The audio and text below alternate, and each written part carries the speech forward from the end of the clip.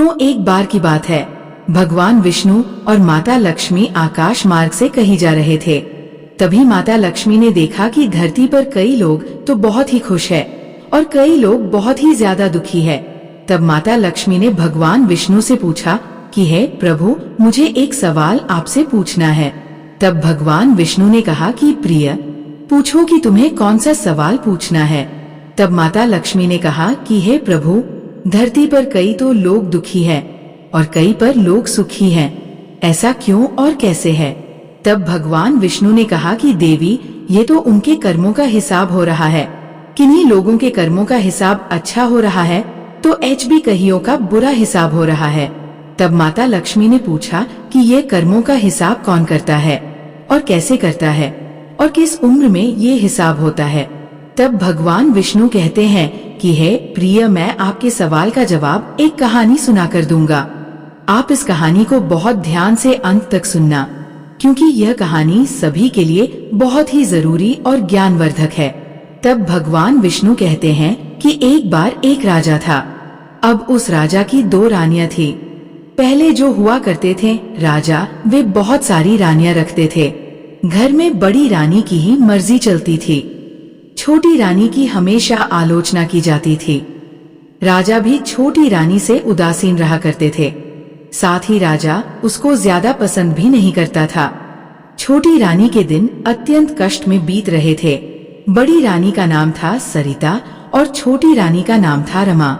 छोटी रानी रमा के 2 पुत्र थे, मानव और श्याम। राजा अपने दोनों बेटों का भी ख्याल नहीं रखते। दोनों को ना तो अच्छा भोजन मिलता था और ना ही अच्छे वस्त्र। बड़ी माँ की जली कटी बातें भी उन्हें सुननी पड़ती थी। अपने बेटों और खुद का अपमान होते हुए छोटी रानी रमा सब देखती और ये सब सहती रहती थी। पर रानी सरिता को इससे भी संतोष नहीं मिलता था। वो हमेशा छोटी रानी रमा को नीचा दिखाने की कोशिश करती रहती थी। एक दिन क्या हुआ कि दोनों रानियां नदी में स्नान करने गई हुई थी। अब रानी सरिता ने छोटी रानी रमा को अत्यंत प्यार से कहा कि आओ, तुम्हारे सिर में साबुन लगा दूं। अब छोटी रानी रमा को रानी सरिता का ये प्यार बहुत ही अजीब लगा। उसने कहा कि नहीं दीदी, रहने दीजिए, मैं खुद ही नहा लूंगी। तब रानी सरिता ने कहा कि नहीं नहीं, आज तो मैं ही तुझे साबुन लगाकर नहलाऊंगी। क्या करती, वह ज्यादा जिद भी तो नहीं कर सकती थी, इसलिए वो जाकर उसके सामने बैठ गई। अब रानी सरिता ने साबुन लगाते लगाते चुपके से एक दवा की टिकिया उसके माथे पर डाल दी। दुखियारी छोटी रानी रमा देखते ही देखते एक तोता बनकर टी टी की आवाज करती हुई उड़ गई। अब घर आकर रानी सरिता ने कहा कि छोटी रानी रमा तो नदी में डूब गई। राजा ने रानी सरिता की बातों पर विश्वास कर लिया, क्योंकि उसे रानी सरिता पर बहुत ही ज्यादा भरोसा था। अब छोटी रानी रमा के जाते ही मानो राजभवन की लक्ष्मी चली गई। राजभवन में अंधकार फैल गया। छोटी रानी रमा के दोनों पुत्र मानव और श्याम के दुख की कोई सीमा नहीं थी। उधर तोता बनी रानी उड़ती हुई एक राजा के राज्य भवन में जाकर के बैठ गई। अब उस राजा की एक सुंदर बेटी थी। वह अपने पिता से बोली, पिताजी, मैं उस सोने को तोते को लूंगी। मुझे ये तोता बहुत ही सुंदर लग रहा है, मुझे ये तोता चाहिए। राजा के आदेश से उस तोते को पकड़ लिया गया और उसे एक पिंजरे में बंद कर दिया गया। अब धीरे धीरे समय बीतने लगा। अब उधर रानी सरिता को 3 पुत्र हुए, लेकिन ये क्या, सभी पुत्र अत्यंत दुबले पतले कमजोर। ऐसा लगता था मानो फूंक देने से ही उड़ जाएंगे। रानी सरिता का तो रो रो कर बुरा हाल था। पता नहीं उसने संतान प्राप्ति के लिए क्या क्या किया था, और अब संतान हुई है तो भी इतनी कमजोर और दुबली पतली। वो बहुत ही मेहनत के साथ अपने पुत्रों का पालन करती रही। वो उन्हें तरह तरह के महंगे पकवान खिलाती, लेकिन वे मोटे नहीं हो पा रहे। दूसरी ओर रानी सरिता छोटी रानी रमा के पुत्रों को ठीक से खाना भी नहीं खिलाती और उनसे बहुत सारा काम करवाती थी, और कभी कभी तो उन्हें एक समय का खाना भी पूरा ढंग से नहीं देती थी। फिर भी वे मोटे ताजे थे। ये देखकर वो और गुस्से से भर जाती। एक दिन की बात है, जब मानव और श्याम पाठशाला से लौटे तो देखा कि उनकी बड़ी माँ विकराल रूप लिए हुए बहुत ही ज्यादा गुस्से में बड़ी बड़ी आंखें निकाल रही है। और जोर जोर से सभी को गालियां दे रही है और जोर जोर से रो रही है। साथ ही उसने महल के कीमती सामानों को फेंकना शुरू कर दिया। श्याम और मानव ने आज तक अपनी बड़ी माँ का ये रूप नहीं देखा था। हाँ, हालांकि उन्होंने उसे गुस्से में देखा था, लेकिन इतना ज्यादा गुस्से में तो कभी भी नहीं देखा था। जब राजा को इस बात की सूचना मिली तो वे भागते हुए आए और उससे पूछा, तुम्हें क्या हो गया प्रिय? तुम इतनी गुस्से में क्यों हो? रानी गुस्से से थर थर कांपती हुई बोली, मेरी सौतन के ये दोनों पुत्र जब देखो मुझे उल्टा सीधा कहते हैं, गालियां देते हैं और साथ ही मेरे साथ बहुत ही बुरा व्यवहार करते हैं। जब तक मैं इनके खून से स्नान नहीं कर लूं, मेरा कलेजा ठंडा नहीं होगा। राजा ने कहा कि रानी ये कैसी जिद है? तब रानी ने कहा कि ठीक है, तो मेरा व्यवहार ऐसा ही रहेगा। ये मुझे कुछ भी बोले और मैं बस सुनती रहूं। आज अगर मैं इनके खून से स्नान नहीं करूंगी तो मर जाऊंगी। राजा ने कहा कि प्रिय रानी शांत हो जाओ, जैसा तुम चाह रही हो वैसा ही होगा। फिर उन्होंने जल्लाद को बुलाया और आदेश दिया कि इन दोनों भाइयों को मारकर इनका खून लाकर रानी सरिता को दो, ताकि इसका गुस्सा शांत हो जाए। अब बेचारे मानव और श्याम ने कहा कि नहीं पिताजी, हमने तो कुछ भी नहीं कहा है, जबकि हम तो इन्हें अपनी माँ मानते हैं और हम तो इनका अपमान बिल्कुल भी नहीं कर सकते। ये झूठ बोल रही है। तब राजा ने कहा कि चुप हो जाओ, शांत हो जाओ, तुम दोनों बहुत ही बदमाश हो। तभी आज रानी का ये हाल हो गया है। मानव और श्याम का तो रो रो कर बुरा हाल हो गया। कोई उन दोनों पर विश्वास भी नहीं कर रहा था। अब बेचारा जल्लाद भी क्या करता। उसने कहा कि चलो पुत्रों चलते हैं। जल्लाद को तो राजा के आदेश का पालन करना था, सो उनके हाथ पैरों को रस्सियों से बांधकर बलि देने के लिए वह ले जाने लगा। मानव श्याम के चित्कार को सुनने वाला वहाँ कोई नहीं था। जल्लाद मानव और श्याम को एक जंगल में ले गया। वहाँ उसके वस्त्र उसने उतरवा लिए और एक पौधे की छाल उन्हें पहना दी। मानव अपने भाई श्याम से बोला, भाई, हमारे भाग्य में यही लिखा था, अब हम दोनों कर क्या सकते हैं? हमारी कोई सुनना भी नहीं चाह रहा है और यहाँ पर वैसे भी हमारा है कि कौन, चलो भगवान के पास में ही चलते हैं, फिर मिलते हैं अगले जन्म में। अब जल्लाद उन दोनों की बातें सुन रहा था और उसे उन दोनों पर बहुत ही ज्यादा दया आ रही थी। अब छोटे बच्चे थे और छोटे बच्चों पर तो किसी को भी दया आ जाती है, तो जल्लाद को क्यों नहीं आती? वह तो बड़ी रानी और राजा ही थे, जो उनको उन पर दया नहीं आई थी। जल्लाद ने अब जल्दी से दोनों के हाथ पैर खोल दिए और कहा कि राजा की आज्ञा है राजपुत्रों, क्या करता मुझे माननी ही थी, पर तुम दोनों को मैंने अपनी गोद में खिलाया है, तुम्हारा खून मैं कैसे कर सकता हूँ? मेरे नसीब में जो लिखा है वही होगा। तुम चादर ओढ़ लो और इस जंगल से निकल जाओ। जाओ, कोई तुम्हें राजपुत्र के रूप में पहचान नहीं पाएगा। ये कहकर उसने उन्हें जंगल से बाहर निकलने का मार्ग बता दिया और खुद राजभवन की ओर लौटने लगा। रास्ते में उसने कुत्ते एवं सियार को मारा और उसका खून रानी सरिता को दे दिया। खून पाकर रानी सरिता बहुत खुश हुई। उसने उस खून से स्नान किया और खिलखिलाती हुई अपने पुत्रों को अत्यंत स्वादिष्ट भोजन कराया और खुद भी खाया। मानव और श्याम दोनों जंगल के रास्ते से आगे चलते रहे। अब वह दोनों चलते हुए एक पौधे के नीचे बैठ गए। अब मानव से श्याम ने कहा, भाई, बहुत प्यास लगी है, हम लोग इतनी दूर तक चलकर आए हैं, प्यास के कारण मेरा तो बहुत बुरा हाल हो गया है। मानव ने कहा, ठीक है, तुम यही प्रतीक्षा करो, मैं देखता हूँ कि आसपास कहीं पानी है या नहीं। अब मानव पानी की तलाश में इधर उधर गया। एक जगह उसे एक तालाब दिखाई दिया, लेकिन समस्या यह थी कि पानी लेकर जाए कैसे। लेकिन तभी उसे अपनी चादर का ख्याल आया, अगर चादर को पानी में अच्छी तरह भिगोकर ले जाया जाए तो श्याम की प्यास मिट सकती है। ये सोचकर वो तालाब में उतरा। अब जिस राज्य की सीमा के अंतर्गत वह तालाब था, उस राज्य के राजा का अचानक देहांत हो गया। राजा की कोई संतान नहीं थी। समस्या उत्पन्न हुई कि राज सिंहासन पर कौन बैठेगा।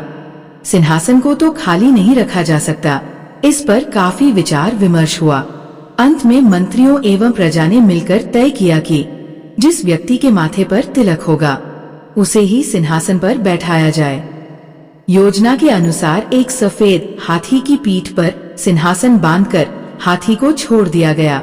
वह हाथी माथे पर राज तिलक वाले व्यक्ति की खोज में निकल पड़ा। इस प्रकार इस क्रम में वह उस तालाब के पास पहुंचा, जहां मानव अपनी चादर को पानी में भिगो रहा था। मानव के माथे पर राज तिलक देखते ही सफेद हाथी ने उसे अपनी सूंड से पकड़ा और सिंहासन पर बैठ दिया। अब मानव के सिर पर राज तिलक था, जो कि वह उतारना भूल गया था। मानव श्याम श्याम पुकारने लगा, पर सब बेकार। सफेद हाथी मानव को लेकर तेजी से नगर की ओर चल पड़ा। उधर श्याम पेड़ के नीचे बैठा भाई के आने का इंतजार कर रहा था। बहुत देर तक जब उसका भाई नहीं आया तो डर के मारे वह रोने लगा। रोते रोते सारा दिन बीत गया। रात हुई तो रो रोकर वो वहीं सो गया। दूसरे दिन सुबह एक सन्यासी घर से गुजरा श्याम को उस हाल में देखकर उसे बड़ी दया आई। उसने उसे गोद में उठा लिया और जंगल में बनी अपनी कुटिया में ले गया। उधर सफेद हाथी मानव को लेकर उस राज्य की प्रजा के समक्ष उपस्थित हुआ। सभी ने नए राजा का स्वागत किया। मानव को राज सिंहासन पर बिठाया गया और राज तिलक कर दिया गया। मानव को कुछ समझ में नहीं आ रहा था कि हो क्या रहा है। उसे रह रहकर अपने भाई श्याम की बहुत याद आ रही थी। समय बीतने लगा। मानव ने परिस्थिति से समझौता कर लिया। वह कुशलता पूर्वक राजा का राज्य संभालने लगा। अब उसे किसी भी चीज का अभाव नहीं था। उधर श्याम जंगल में सन्यासी की कुटिया में अपने दिन बिता रहा था। वह रोज हवन के लिए जंगल से लकड़ियां चुनकर लाता था, पूजा के लिए फूल तोड़कर लाता और जंगल के कंद मूल खाकर अपना पेट भरता था। कभी कभी वह सन्यासी के पास बैठकर शास्त्रों एवं वेदों का ज्ञान भी प्राप्त करता रहता था। इधर मानव और श्याम के पिता पर देवीय आपदा आई। उनका सारा राज्य नष्ट हो गया। राजा सबको छोड़कर अज्ञातवास को चले गए।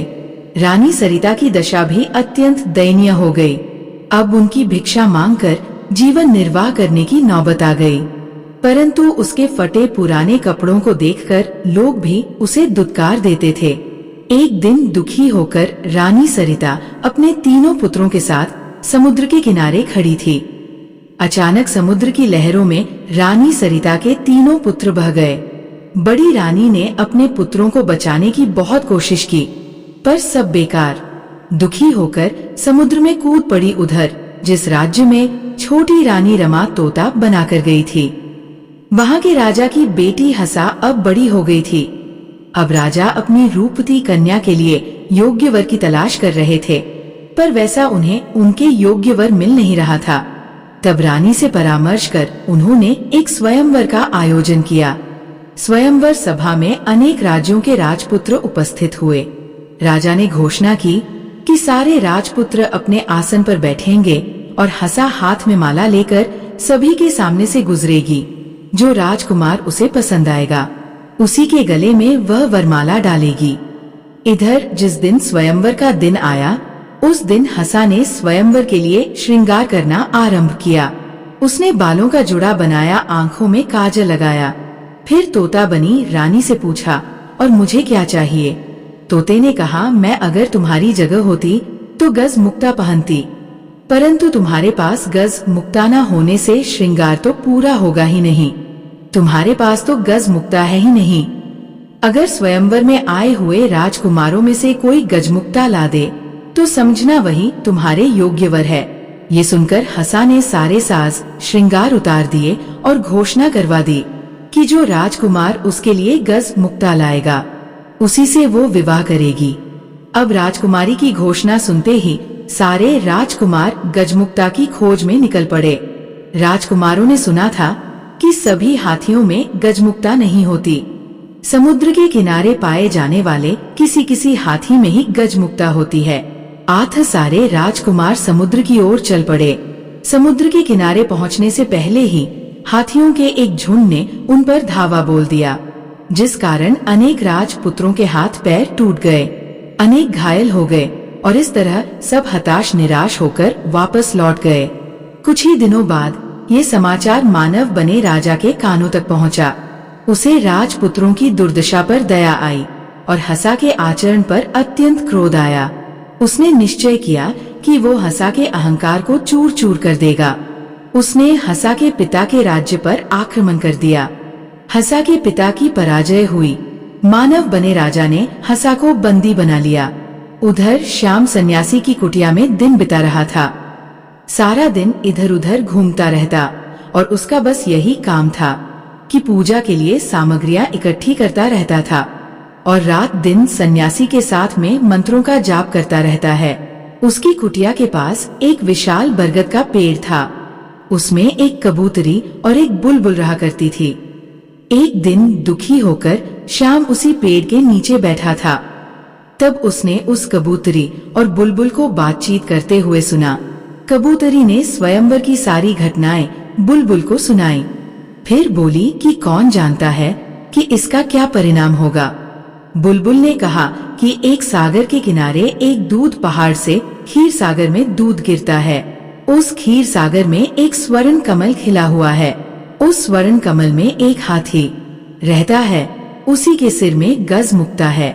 कबूतरी ने पूछा, लेकिन वहाँ पहुँचेगा कौन? बुलबुल ने कहा, कोई साहसी राजपूत ही वहाँ पहुँच पाएगा। सारी बातें सुनने के बाद श्याम ने उससे पूछा कि मैं गज मुक्ता लेने जाऊंगा। इस कार्य में तुम दोनों मेरी कुछ सहायता करोगे? कबूतरी और बुलबुल ने उससे कहा, जरूर, लेकिन तुम पहले सन्यासी के पास जाकर उसका त्रिशूल लेकर आओ। फिर बरगद के पौधे के पास जाकर राजपुत्र के वस्त्र मांगो। सारी चीजों की प्राप्ति तुम्हें हो जाएगी। श्याम ने सन्यासी से त्रिशूल लिया, बरगद के पेड़ से राज वस्त्र प्राप्त किए और उन्हें पहनकर समुद्र की ओर चल पड़ा। खीर सागर पहुंचकर उसने देखा कि स्वर्ण कमल के बीच दूध की तरह सफेद एक हाथी के सिर पर गज मुक्ता है। गज मुक्ता की रोशनी से चारों ओर उजाला फैला हुआ है। श्याम उस सफेद हाथी की पीठ पर कूदा। जैसे उसने सफेद हाथी के सिर पर त्रिशूल को रखा, वैसे ही सागर, स्वर्ण कमल, सफेद हाथी सब गायब हो गए। वहाँ केवल एक कमल का फूल खिला हुआ और उसके अंदर गज मुक्ता की माला थी। मनुष्य की आवाज में कमल के फूल ने पूछा, निश्चय तुम राजपुत्र हो। कौन सा राज्य है तुम्हारा? वरना कोई आम आदमी की इतनी हिम्मत नहीं होती कि वह यहाँ पर पहुँच सके। श्याम ने कहा, मैं राजपुत्र नहीं, एक सन्यासी के साथ जंगल में रहता हूँ। ठीक है, तुम गज मुक्ता को अपने सिर पर और मुझे अपने हृदय में रखो। हसा के साथ तुम्हारा ही विवाह होगा और तुम्हारा जीवन सुख से बीतेगा। श्याम खीर सागर के बालू पर चलता हुआ वापस लौटने लगा। तभी उसे कुछ आवाज सुनाई दी कि हम लोगों को भी साथ ले चलो। अब श्यामा आश्चर्यचकित होकर चारों देखने लगा।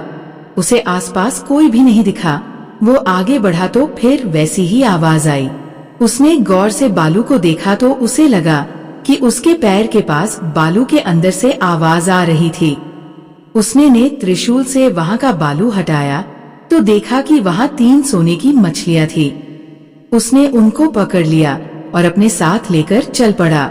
इधर मानव बना राजा शिकार खेलने निकला। एक दिन सारा दिन भटकने के बाद भी उसके हाथ एक भी शिकार नहीं आया। थककर वो एक पेड़ के नीचे बैठ गया। अचानक उसे याद आया कि वह अपने भाई श्याम को इसी पौधे के नीचे छोड़कर पानी लाने गया था और फिर एक हाथी उसे एक राज्य में ले गया। फिर वो कभी इस जगह लौटकर नहीं आ सका था। श्याम का क्या हुआ? वह कहाँ गया होगा? क्या वह जीवित होगा? ये सोचकर वह रो पड़ा। उसे अपने भाई की बहुत जोर से याद आने लगी, लेकिन वह कर क्या सकता था? उसने आसपास की जगह पर देखा, लेकिन उसे अपना भाई कहीं पर भी नहीं मिला। भवन में लौटने के बाद भी वह केवल श्याम के बारे में सोचता रहता। श्याम गज मुक्ता लेकर हसा के राज्य में गया तो वहाँ उसे पता चला कि मानव राजा हसा को बंदी बनाकर अपने राज्य में ले गया है। श्याम सीधा मानव राजा के राज भवन में पहुँचा। वहाँ राजा के अंग रक्षकों को 3 सोने की मछलियाँ देकर कहा कि अपने राजा से कहो कि हसा को छोड़ दे। लेकिन मानव राजा तो अपने भाई के शोक में डूबा हुआ अपने कमरे का दरवाजा बंद करके अंदर बैठा हुआ था। राजा की आज्ञा की प्रतीक्षा में श्याम 7 दिनों तक सिर पर गज मुक्ता रखे राजमहल के सामने बैठा रहा। 8वें दिन मानव राजा थोड़े सामान्य हुए। जब दासिया सोने की मछलियां को काटने बैठी, लेकिन उन दासिया को बहुत ही आश्चर्य हुआ जब मछलियां बोल उठी कि हमें ना काटो, हम राजा के भाई हैं। अंगरक्षकों ने जब मानव राजा को श्याम की बात बताई तो वे स्वयं राजभवन से बाहर आए। वहां अपने भाई श्याम को देखा तो भागते हुए उसे अपने गले लगा लिया। अब वो दोनों भाई गले लगकर बहुत ही रोए। तभी वे दासिया उन बोलने वाली सोने की मछलियों को लेकर राजा के पास पहुंची और राजा से कहा कि राजा जी, पता नहीं ये मछलियां क्यों, लेकिन बोल रही है कि ये आपके भाई है। लेकिन आश्चर्य की बात तब हुई जब सबने देखा कि मानव राजा के हाथ लगाते ही दोनों तीनों मछलियां 3 मनुष्यों में बदल गई। उन्हें देखते ही वे पहचान गए, वे रानी सरिता के पुत्र थे। मानव और श्याम ने रानी सरिता और राजा के दुर्भाग्य की सारी बातें उनसे सुनी। उन्होंने बताया कि कैसे राजा और रानी का जीवन बर्बाद हो गया और राजा पूरी तरह से फकीर बन गया था और कैसे उनकी माँ जल में डूबकर मर गई थी और हम तीनों तो पता नहीं कैसे बच गए। हमें तो खुद को भी कुछ भी नहीं पता।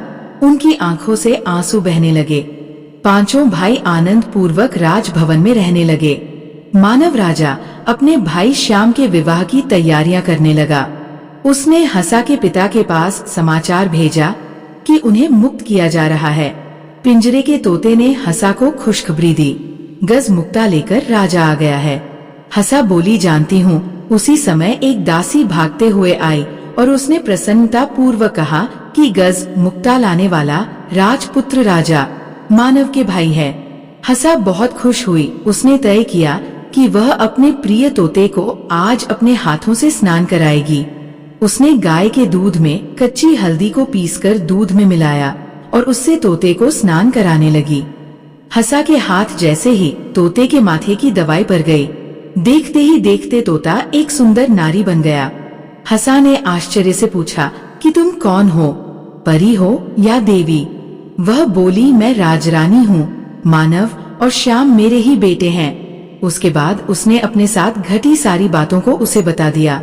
अगले दिन हंसा के साथ श्याम का विवाह धूमधाम से संपन्न हुआ। विदा के समय हंसा ने अपने पिता से कहा कि मैं पालकी में अकेली ही जाऊंगी। पिता ने पूछा कि ये क्या बात हुई? हंसा बोली, मैंने प्रण लिया है कि सुबह प्रार्थना के समय अकेली रहूं। पिता बोले, ठीक है, जैसा तुम चाहती हो। अब सभी से विदा लेकर हंसा सुंदर पालकी में बैठ गई। उसने चुपके से छोटी रानी रमा को अपनी पालकी में बिठा लिया। श्याम भी अपनी पालकी में बैठ गया। मानव राजा के महल के पास जब पालकी रुकी तब उससे हंसा के अलावा एक अपूर्व सुंदरी नारी भी उतरी। सब उसे आश्चर्यचकित होकर देख रहे थे। उसने पालकी से उतरते ही पूछा, कहाँ है मेरे मानव श्याम, मेरे पास आओ। माँ की पुकार सुनकर मानव श्याम दोनों सामने आए और उससे लिपट गए, रोने लग गए। अब बड़ी रानी सरिता के तीनों पुत्र भी भागकर वहां पहुंच गए। अब जाकर छोटी रानी रमा के दुखों का अंत हुआ। सभी के दिन सुखपूर्वक बीतने लगे, लेकिन फिर भी छोटी रानी रमा को अपने पति की बहुत याद आती थी, क्योंकि वह पतिव्रता स्त्री थी। उसके पति चाहे कैसे भी हो, लेकिन फिर भी उसे उनकी बहुत याद आती थी। राजा ने उसके साथ में बहुत गलत व्यवहार किया था, लेकिन फिर भी वो उनको याद करके रोया करती थी। अब उनकी जिंदगी की एक नई शुरुआत होती है, जहाँ पर एक शक्तिशाली और पराक्रमी राज्य में, जहाँ राजा मानव अपनी प्रजा का प्रिय राजा है। मानव एक साहसी, न्यायप्रिय और संवेदनशील राजा है, जो हमेशा लोगों की भलाई के लिए तत्पर रहता है। उसका छोटा भाई श्याम, जो विवाह बंधन में बंध चुका है, मानव का सहायक और विश्वास पात्र है। उनकी माता रानी रमा एक समझदार और परिपक्व महिला है, जिन्होंने अपने दोनों बेटों को नैतिकता और कर्तव्य पालन के संस्कार दिए हैं। इसी समय एक दूर की नगरी में एक अद्वितीय सौंदर्य की धनी राजकुमारी रहती है। उसका नाम अदिति है और वह अपनी सुंदरता, बुद्धिमत्ता और साहस के लिए प्रसिद्ध है। अदिति का सपना है कि वह अपने राज्य की सीमाओं से परे जाकर नई जगहों का अनुभव करें। उसकी आत्मनिर्भरता और खुले विचारों के कारण लोग उसे बहुत मानते हैं। एक दिन उस राज्य में एक खतरनाक जादूगर का आगमन होता है, उसका नाम वरुण है और वह अपने असीम शक्तियों और चालाकियां के लिए कुख्यात है। वरुण राजकुमारी अदिति की सुंदरता पर मोहित हो जाता है और उसे पाने की इच्छा करता है। जब राजकुमारी वरुण को ठुकरा देती है, इस पर उस जादूगर को बहुत बुरा लगता है। तब वो गुस्से में आकर उसे कैद कर लेता है और उसे अपने महल में ले जाता है, जहाँ से भाग पाना असंभव है। जब मानव के राज्य में दूत द्वारा अदिति की खबर उसे मिलती है, तो उसे भी बहुत दुख होता है। अदिति की दुर्दशा की खबर मानव तक पहुँचती है। अपनी नीतियों के चलते मानव ने कभी किसी राजा के मामले में हस्तक्षेप नहीं किया था, लेकिन जब उसे अदिति की कठिनाई का पता चलता है तो उसका दिल द्रवित हो उठता है। उसे ऐसा महसूस होता है जैसे उसकी नियत राजकुमारी अदिति की मदद करने में ही है।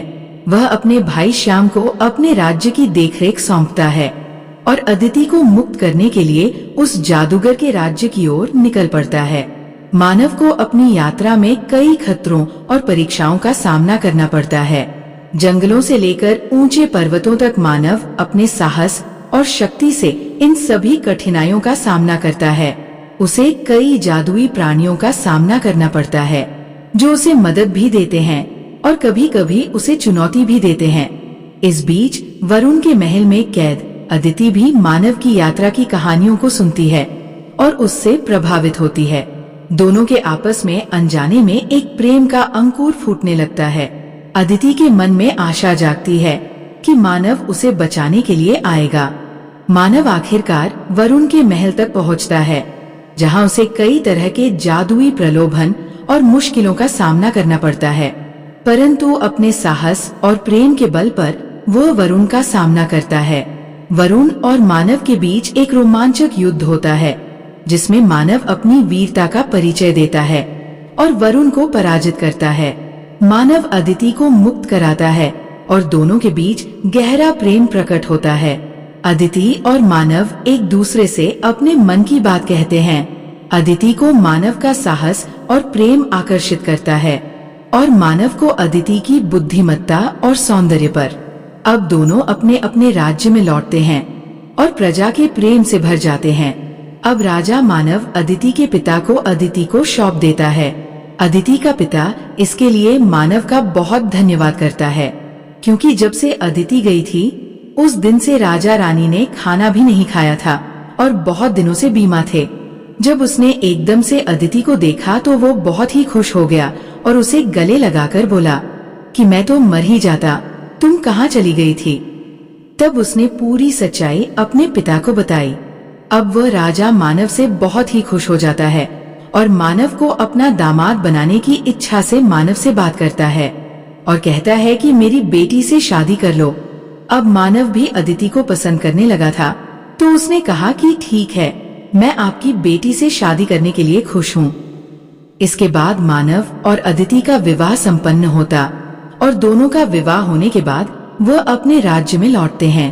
जब उसके राज्य में खबर फैलती है कि राजा की शादी हो गई है, तो सभी लोग बहुत ही धूमधाम से उनका स्वागत करते हैं और हंसा और उनकी माँ उनका बहुत ही भव्य स्वागत करती है।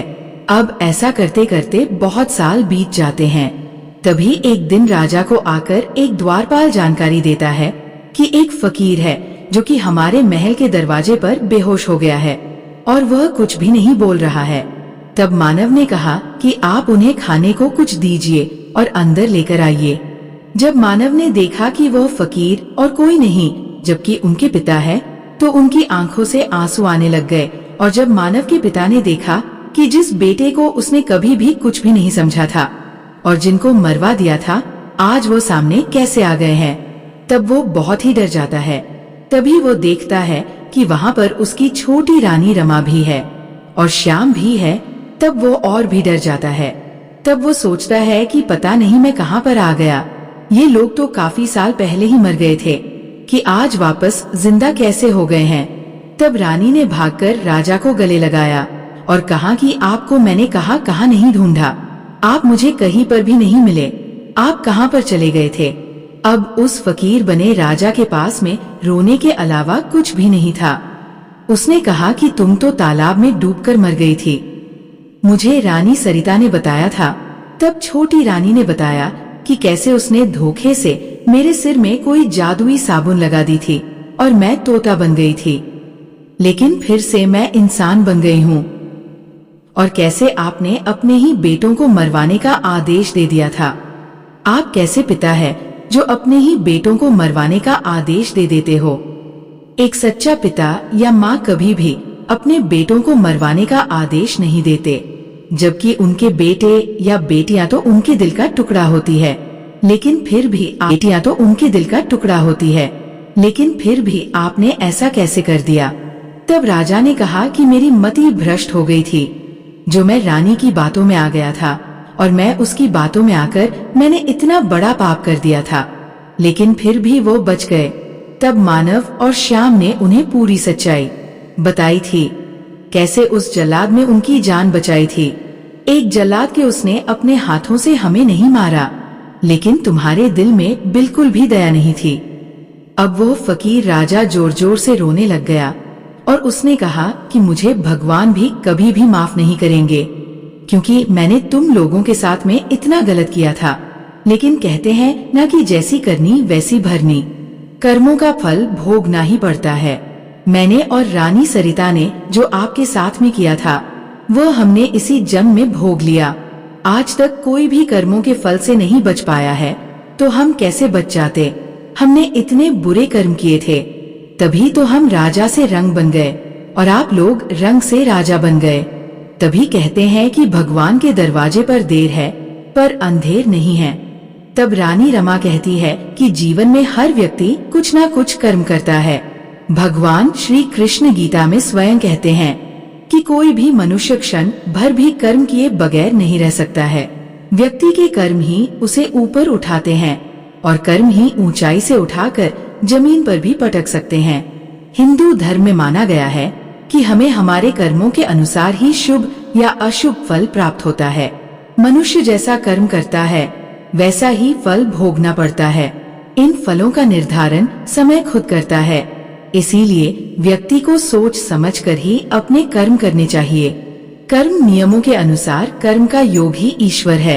व्यक्ति को ईश्वर से नहीं बल्कि अपने बुरे कर्मों से डरना चाहिए, क्योंकि ईश्वर आपको माफ कर सकते हैं, लेकिन आपके बुरे कर्म आपको कभी माफ नहीं करते। हम अच्छे कर्मों के सहारे स्वर्ग में जा सकते हैं, वही बुरे के द्वारा व्यक्ति को नरक की यातनाएं झेलनी पड़ती है।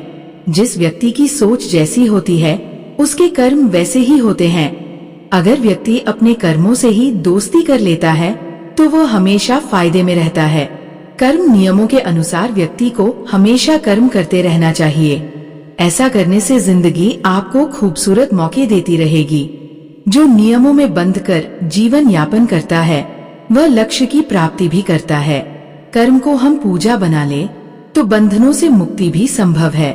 तब मानव कहता है कि कर्म वह आईना है जो हमें हमारा असली चेहरा दिखा देता है, क्योंकि कोई भी व्यक्ति अपनी खूबसूरती से नहीं बल्कि अपने कर्मों से बड़ा होता है। व्यक्ति को हमेशा ऐसे कर्म करने चाहिए जिससे वह किसी के काम आ सके। कर्मों की ताकत इतनी है कि इसी के चलते स्वर्ग का सुख ऐश्वर्य भोगने के पश्चात इंद्र को भी अच्छे कर्मों के अभाव में दोबारा योनियों में भटकना पड़ा था। तब और छोटी रानी राजा से कहती है कि कर्म को प्रधान कहा गया है। किसी प्राणी का जन्म उसके कर्म के अनुसार होता है। लोग कर्म से महान बनते हैं, न कि बड़े कुल में पैदा होने से। इंसान छोटे या बड़े कुल में जन्म लेने से महान नहीं, अपितु अच्छे कर्म करने से महान बनता है। कभी कभी हमारे बुरे या अच्छे कर्मों का फल हमारी संतानों को भी मिलता है। यदि आपके या हमारे बच्चे स्वस्थ और खुश रहें, हम सभी को अच्छे कर्म करने चाहिए, अन्यथा यमराज इंसान के हर बुरे कर्म की सजा देते हैं, जिसमें बहुत सी यातनाएं हैं। अगर आप ईश्वर पर विश्वास रखते हैं तो आपका हिसाब ईश्वर रख रहे होंगे। यदि आप केवल खुद पर विश्वास रखते हैं तो आपके कर्म आपको याद दिलाएंगे कि आपने क्या अच्छा किया है और क्या बुरा। फिर किसी को हिसाब रखने की जरूरत नहीं। किसान जो बोता है वही काटता है, अर्थात बोया पेट बबूल का तो आम कहाँ से खाए। ये पंक्ति तो आपने सुनी ही होगी। इंसान चाहे कलयुग में हो चाहे सतयुग में, उसे अपने कर्मों का हिसाब किताब तो देना ही पड़ता है। जिसने जैसे कर्म संसार में किए हैं उन्हीं के अनुसार उसे अपने कर्मों का फल भोगना भी पड़ेगा। यही संसार का नियम है। इसीलिए अच्छे कर्म करने तथा बुरे कर्मों से बचने की सलाह दी जाती है। भगवान के घर में देर है पर अंधेर नहीं, ये कहावत हम बचपन से सुनते आ रहे हैं, क्योंकि हमारे बड़ों ने हमें जो बताया हमने मान लिया। लेकिन क्या है इसका सही अर्थ, यह आपने अपने जीवन के अनुभवों से सीखा होगा। क्या होता है जब भगवान किसी व्यक्ति के कर्मों के हिसाब किताब पर आते हैं। राजा जी, आपको बता दूं कि एक बार की बात है, दो व्यक्ति मरने के बाद भगवान की अदालत में पहुँचे, जहाँ उनके कर्मों का हिसाब किताब होना था। भगवान ने चित्रगुप्त को कहा, मृत्यु लोक से इन दोनों व्यक्तियों के हिसाब किताब का पोथी लाया गया। देखने पर मालूम पड़ा कि जो व्यक्ति अभी बेईमान है वो पहले बहुत ही ईमानदार हुआ करता था। उसने इतने अच्छे कर्म किए थे, इतनी ईमानदारी रखी थी कि बहुत बड़ा भाग्य उसको प्राप्त होना था। लेकिन उसके भाग्य प्राप्ति से पहले अंतिम परीक्षा आई। उस परीक्षा के आने पर उसने अपना धीरज खो दिया और वहाँ से उसने अपने जीवन का रास्ता बदल दिया और बेईमानी वाला जीवन अपना लिया। अब जो भाग्य उसे मिलने वाला था वह कम होते होते इतना कम रह गया कि एक बटुआ ही मिला जिसमें केवल 1000 रुपए थे। देखा जाए तो वैसे उसके नसीब में क्या था, बेईमानी का रास्ता अपनाने से उसका प्रारब्ध प्रभावित हो गया। इसलिए भगवान चाहकर भी उसे कुछ अधिक नहीं दे सकते थे, क्योंकि विधि के विधान के आगे भगवान भी विवश है। अब बारी आई दूसरे व्यक्ति की जो बेहद ईमानदार था। जब उसका हिसाब निकाला तो देखा गया कि वो पहले बहुत ही बेईमान था। उसकी बेईमानी के कारण उसे बहुत कड़ी सजा होने वाली थी। लेकिन सजा प्राप्त करने के पहले उसको जीवन में सुधरने का अंतिम मौका मिला। उसने वह मौका ले लिया और ईमानदारी वाली जीवन शैली को अपनाते हुए खुद को सुधार लिया। तो उसकी सारी सजा भी काम होते होते सिर्फ एक कांटा चुभने जितनी रह गई। उसे जो कांटा चुभा वह उसकी ईमानदारी का फल नहीं था, बल्कि उसके पूर्व बेईमानी वाले जीवन की इतनी ही सजा बची रह गई थी। भगवान हर बुरे व्यक्ति को भी सुधरने का मौका देता है और हर अच्छे व्यक्ति की अच्छाई की परीक्षा भी लेता है। संसार में आज कई लोग कहते हैं कि बेईमानी से जीवन जियो तो मौज करोगे, लेकिन ये मौज थोड़े समय का है, क्योंकि जैसे ही पुण्य का फल क्षीण होगा उसके बाद जो भोगना होगा वो बेहद मुश्किल होगा। अब छोटी रानी राजा से कहा कि आपके भी कर्मों का हिसाब पूरा हुआ है। तभी कहते हैं कि सभी को अच्छे कर्म करने चाहिए, क्योंकि हमारे कर्मों का हिसाब लेने के लिए और कोई नहीं आता, बल्कि कर्मों का हिसाब हमारे स्वयं के पिछले कर्म ही लेने आते हैं। और अगर हम अच्छे कर्म करते हैं तो हमारा हिसाब अच्छा होगा, और अगर हम बुरे कर्म करेंगे तो हमारा हिसाब बुरा होगा। अब राजा को पूरे सम्मान के साथ में उनके बेटों और उनकी पत्नी ने गले लगाया और उन्हें आसन पर बिठाया। आज राजा को बहुत ही अच्छा लग रहा था और वो मन ही मन सोच रहा था कि मैंने इन सब लोगों को कितना सताया, लेकिन फिर भी इन लोगों ने मुझे माफ कर दिया, और अगर मैं उनकी जगह होता तो शायद आप तक इनको फांसी का दंड दे देता। लेकिन इनका दिल बहुत ही बड़ा है जो इन लोगों ने मुझे माफ कर दिया। भगवान ऐसी औलाद और पत्नी सभी को दे। अब सभी अपना जीवन खुशी खुशी बिताने लगे। आज छोटी रानी को अपनी असली खुशी मिली थी और आज वह भी बहुत ही खुश थी अपने राजा के साथ में, और राजा भी रानी के साथ में बहुत ही खुश था, जैसे कि आज वर्षों बाद में उसे भी असली पत्नी और बच्चे प्राप्त हुए हो। अब भगवान विष्णु ने माता लक्ष्मी से कहा कि मनुष्य के कर्मों का हिसाब इसी जन्म में होता है, और कर्मों का हिसाब लेने के लिए स्वयं उसी के कर्म वापस लौट कर आते हैं। कर्म कभी भी हमारा पीछा नहीं छोड़ते, चाहे वो कर्म अच्छे हो या बुरे। इस जिंदगी में सबसे बड़ा कर्म है। अगर हम कर्म अच्छे करेंगे तो हमारी जिंदगी भी अच्छी ही रहेगी। अगर हम कर्म बुरे करेंगे तो हमारी जिंदगी भी बुरी बन जाएगी। मित्रों, हमारे बुरे कर्म ही हमारा हिसाब लेने के लिए आते हैं। हमारे कर्मों का हिसाब अब हमारे सामने जब आता है तो वो हिसाब कोई मनुष्य, कोई जानवर, कोई पशु पक्षी, कोई भी लेने आ सकता है, लेकिन वह हमारे ही कर्म होते हैं जो हमें वापस मिलते हैं। अब अगर हमें कोई कहता है कि तुम्हें तुम्हारे करने की फिर मिलेगा, तो हमें डरना नहीं चाहिए। अगर हम अच्छे कर्म करेंगे तो हमें वह भी दुआ ही लगेगी, लेकिन अगर हम बुरे कर्म करेंगे तो वो हमें बद्दुआ ही लगेगी। और हमें डर भी लगेगा जब हमें कोई बोलेगा कि तुम्हें तुम्हारे कर्मों का फल मिलेगा। इसलिए हमेशा जिंदगी में अच्छे कर्म करो, लोगों का भला करो, और साथ में अगर हम लोगों की सहायता करेंगे और लोगों का भला करेंगे तो हमारा भी भला ही होगा। राजा हो या रंग, कर्मों का हिसाब सभी का होता है। कोई कितना ही शक्तिशाली क्यों ना हो, उसे किए का फल मिलता ही इसी लोक में है। कर्मों का फल भोगना ही पड़ता है। कुछ लोग धन बल के आधार पर ये विचार करने लगते हैं कि वे कुछ भी गलत करेंगे तो बच जाएंगे, लेकिन ऐसा संभव नहीं है। इस लोक में भले ही करनी का फल आपको ना मिले, लेकिन जब आप तीनों लोक के न्यायाधीश के सामने पेश होंगे तो आपके एक एक कर्म का हिसाब होगा। इसलिए ये बात दिमाग से निकाल देनी चाहिए कि वह बच जाएगा। यहाँ यदि बच भी गए तो उस लोक में इंसाफ होकर रहता है, क्योंकि जो तीनों को लोक का दंड देने वाला है उससे कोई नहीं बच सकता है। हिंदू धर्म में पुनर्जन्म की कल्पना की गई है, जिसका अर्थ है कि मृत्यु के बाद आत्मा नए शरीर में प्रवेश करती है। गीता में भी यही कहा गया है, आत्मा शाश्वत है। पुनर्जन्म का ये अंतहीन पहिया घूमता रहता है, बिना रुके ये चक्र चलता चला आ रहा है और आगे भी चलता रहेगा। श्रीमद् भागवत गीता में कहा गया है कि कुछ लोग ऐसे जीवन के लिए अपने भाग्य को दोष देते हैं और ये समझ ही नहीं पाते कि उनकी किस्मत इतनी खराब क्यों है। श्रीमद् भागवत गीता के उपदेश में कुछ लोग बेहद आस्था रखते हैं और उसके अनुसार अपना जीवन जीने का प्रयास करते हैं। इसमें भगवान श्री कृष्ण ने कर्म, भाग्य, धर्म जैसे विषयों पर मानव जाति का मार्गदर्शन दिया है। वैसे तो गीता में श्री कृष्ण ने कर्मयोगी होने का उपदेश दिया है, लेकिन कुछ लोग ऐसे भी हैं जो कर्म और भाग्य की प्राथमिकता को लेकर उलझन में रहते हैं और अक्सर भाग्य को सर्वोपरि मान बैठते हैं। इस कारण वो समझ ही नहीं पाते कि उनका जीवन इतना कष्टकारी क्यों है।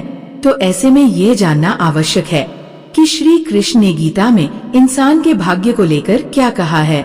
मनुष्य के साथ जब भी कुछ बुरा होता है तो वह अक्सर अपने कर्म की उपेक्षा कर अपने भाग्य को कोसने लगता है। वह बात बात पर यह कहता नजर आता है कि मेरी किस्मत ही खराब है।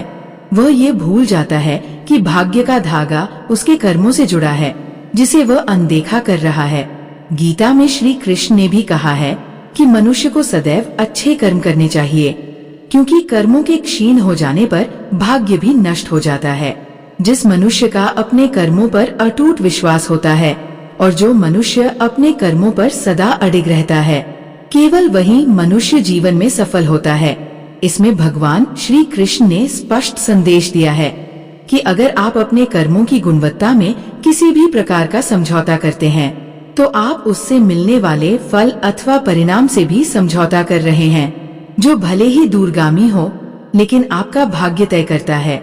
आज जो भी या जैसी भी आपकी किस्मत है वह आपके संचित कर्मों का परिणाम है। अगर आप भी इस बात से परेशान हैं कि आपके साथ बुरा क्यों हो रहा है, तो जरूर जानिए गीता में भगवान श्री कृष्ण द्वारा कही यह बातें। कर्म के बारे में एवं संचित कर्म के बारे में भी श्री कृष्ण ने गीता में कहा है, ताकि मनुष्य पूर्ण रूप से अपने भाग्य पर निर्भर न रहे और उसे भाग्य को लेकर एक स्पष्ट नजरिया मिल सके। श्री कृष्ण कर्म को लेकर कहते हैं कि हर व्यक्ति को बिना कुछ सोचे समझे सिर्फ कर्म के मार्ग पर चलते रहना चाहिए। जो मनुष्य कर्म किए बिना सिर्फ फल की चिंता करते हैं, उसे जीवन में सिर्फ असफलता ही प्राप्त होती है। श्री कृष्ण ने इसी असफलता को भाग्य से जोड़ा है। वो संचित कर्म को भाग्य से जोड़ते हुए कहते हैं कि हमारा भाग्य हमारे ही अतीत के कर्मों का फल है। उसी तरह हम आज जो कर्म कर रहे हैं वह हमारे आने वाले कल को निर्धारित करेंगे। इसलिए हमें हमेशा अपने कर्म अच्छे रखने चाहिए, ताकि हमें इसका फल भी अच्छा ही मिले। गीता में भाग्य को लेकर जो भी संदेश दिए गए हैं उसे पूरी तरह कर्म से जोड़कर रखा गया है, या आप ये कह सकते हैं कि इसमें कर्म और भाग्य को साथ साथ चलते हुए दिखाया गया है। जो लोग कर्म पर विचार किए बिना अपने भाग्य को कोसते हैं, उन्हें श्री कृष्ण सलाह देते हुए कहते हैं कि आप अपना अथवा किसी और का भाग्य नहीं बदल सकते, लेकिन अच्छी प्रेरणा के जरिए आप अपना और उसका मार्गदर्शन अवश्य कर सकते हैं। इसलिए आप अपने भाग्य पर जितना विचार कर रहे हैं, उससे अधिक आपको अपने कर्म पर विचार करने की आवश्यकता है। गीता में श्री कृष्ण कहते हैं कि हमारा भाग्य हमारे ही अतीत के कर्मों का फल है। उसी तरह हम आज जो कर्म कर रहे हैं वह हमारे आने वाले कल को निर्धारित करेंगे। इसलिए हमें हमेशा अपने कर्म अच्छे रखने चाहिए ताकि हमें इसका फल भी अच्छा ही मिले। गीता में श्री कृष्ण कहते हैं, उनके कर्जदार और वफादार हमेशा रहिए जिन्होंने आपके बुरे समय में आपका साथ दिया। अंजाम की खबर तो कर्ण को भी थी, लेकिन बात तो मित्रता निभाने की थी। श्री कृष्ण कहते हैं, शांति, सौम्यता, मौन, आत्म संयम और पवित्रता, ये पांचों चीजें मन को अनुशासित करती है। हर व्यक्ति में ये सारे गुण होने चाहिए, तभी वो सही मार्ग पर चल सकता है। गीता में कहा गया है कि आप किसी का भाग्य नहीं बदल सकते, लेकिन अच्छी प्रेरणा देकर उसका मार्गदर्शन तो कर ही सकते हैं। श्री कृष्ण के अनुसार जीवन में कभी मौका मिले तो सारथी बनना, स्वार्थी नहीं। अहंकार मनुष्य से वो सब करवाता है जो अंत में उसी के विनाश का कारण बनता है। इसलिए मनुष्य को जितनी जल्दी हो सके अपना अहंकार त्याग देना चाहिए। श्री कृष्ण कहते हैं, कर्म वो फसल है जिसे इंसान को हर हाल में खुद काटना ही पड़ता है। इसलिए हमेशा अच्छे बीज बोए ताकि फसल अच्छी हो। गीता के अनुसार हर इंसान में कुछ न कुछ प्रतिभा होती है, लेकिन अक्सर इसे लोग दूसरों के जैसा बनने में नष्ट कर देते हैं। गीता में श्री कृष्ण कहते हैं कि मनुष्य को सदैव अच्छे कर्म करने चाहिए, क्योंकि कर्मों के क्षीण हो जाने पर भाग्य भी नष्ट हो जाता है। जिस मनुष्य का अपने कर्मों पर अटूट विश्वास होता है और जो मनुष्य अपने कर्मों पर सदा अडिग रहता है, वही मनुष्य जीवन में सफल होता है। गीता में श्री कृष्ण ने कहा है कि हर व्यक्ति बिना कुछ सोचे समझे सिर्फ कर्म के मार्ग पर चलते रहना चाहिए। जो मनुष्य कर्म किए बिना सिर्फ फल की चिंता करता है, उसे जीवन में सिर्फ असफलता ही प्राप्त होती है। श्री कृष्ण के अनुसार परिस्थितियां चाहे कितनी भी खराब हो, वो हमेशा एक जैसी नहीं रहती है, वह बदलती जरूर है। इसलिए मनुष्य को बहुत धैर्य और हिम्मत से काम लेना चाहिए। श्री कृष्ण कहते हैं कि ईश्वर कभी भी किसी व्यक्ति के साथ नाइंसाफी नहीं करता, वह उसको केवल वही देता है जिसके वो लायक है। श्री कृष्ण कहते हैं, अगर तुमने कोई रिश्ता खोया है या किसी रिश्ते से निराश हो तो वह रिश्ता मुझसे बना लो, मैं कभी भी तुम्हें छोड़कर नहीं जाऊंगा।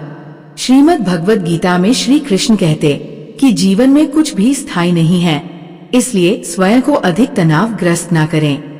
किसी के साथ चलने से ना तो कोई खुशी मिलती है और ना ही लक्ष्य। इसीलिए मनुष्य को सदैव अपने कर्मों पर विश्वास करते हुए अकेले चलते रहना चाहिए। गीता में श्री कृष्ण कहते हैं, दूसरे के कर्तव्य का पालन करने से भय होता है और स्वधर्म में मरना भी बेहतर होता है। श्री कृष्ण के अनुसार हमें दूसरे का अनुसरण या नकल करने की बजाय स्वधर्म को पहचानना चाहिए। दूसरों का अनुसरण करने से मन में भय उत्पन्न होता है। श्री कृष्ण के अनुसार डर हटाने का एक ही उपाय है और वह है अपना स्वधर्म पहचानना और उसमें जीना।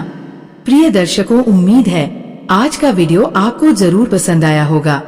अगर वीडियो अच्छा लगा हो तो कमेंट में मन से जय श्री राधे कृष्णा जरूर लिखिए और ऐसे ही वीडियो और पाने के लिए हमारे चैनल को सब्सक्राइब करें। वीडियो को लाइक करें, ज्यादा से ज्यादा शेयर करें। धन्यवाद। जय श्री कृष्णा। राधे राधे।